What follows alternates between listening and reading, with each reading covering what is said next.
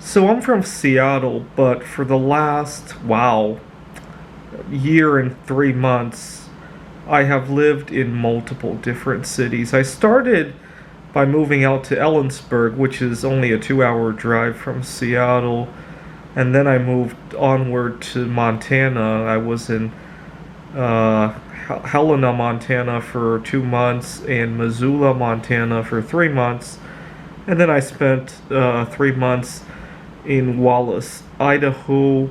I had to go back to Seattle to meet up with a few clients that preferred to work in person, which I really liked. There's something about Seattle I didn't like, but I really liked the clients that I was working with.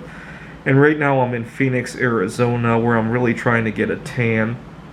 And I have seasonal depression. Vitamin D really helps. I'm really trying to build up my vitamin D levels before we get into the winter. But earlier today, I was looking at the resurgence in COVID-19 cases. And when I saw it, I kind of got excited for 2 seconds before I realized that those represented people actually getting sick. I almost forgot about that.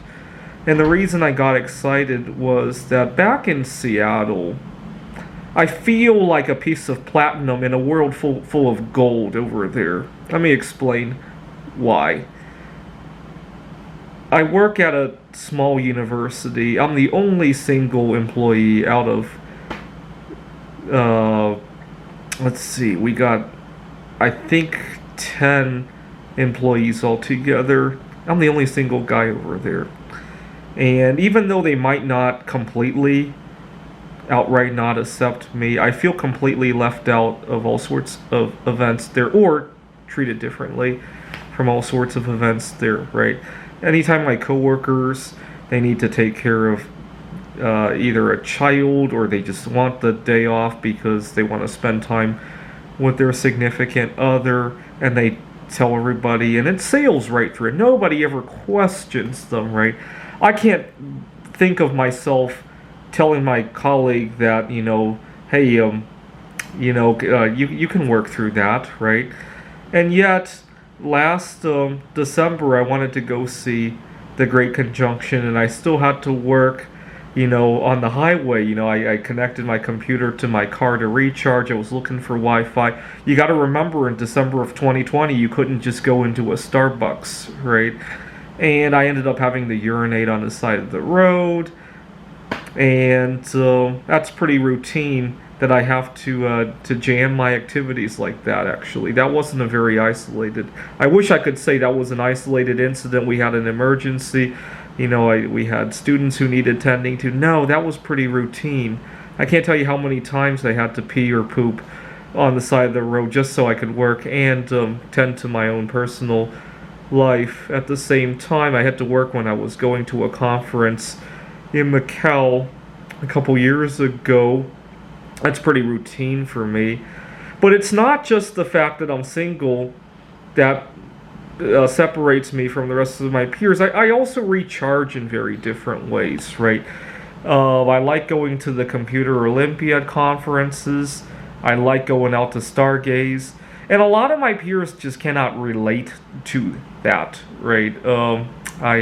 Most of my peers prefer to go out to Las Vegas.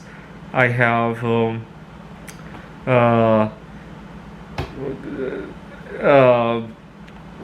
I don't take issues with that, but I just have different ways of recharging. And a lot of times people just see it as less important, right? Just because I don't fit the mold. Over in Seattle, unfortunately, if you don't fit the mold, you're like completely out. I used to live in Rochester, New York. I didn't feel that way over there. See, I also had very different interests back when I was living in Rochester. At the time, I used to love to search rolls of coins, especially for copper coins back then, and even for silver. You got to remember, back in 2010, if you searched a roll of $half, there was still a good chance of finding some silver. I don't think so much so anymore, but I used to love doing that. And yes, very few people did it over there, but people still understood that I needed to recharge, and they didn't think I was wasting time, right? Here in Seattle, if you don't fit the mold, you're wasting time. You're wasting, you're just completely stupid. And that's part of the reason why I moved out to Phoenix, Arizona, Wallace, Idaho, Missoula, Montana. My favorite was Lincoln, Montana. Unfortunately, I couldn't get any Wi-Fi to get work done, so I only went there for a weekend. Obviously, there was this one guy who really hated Wi-Fi, and he lived there for 25 years. Right?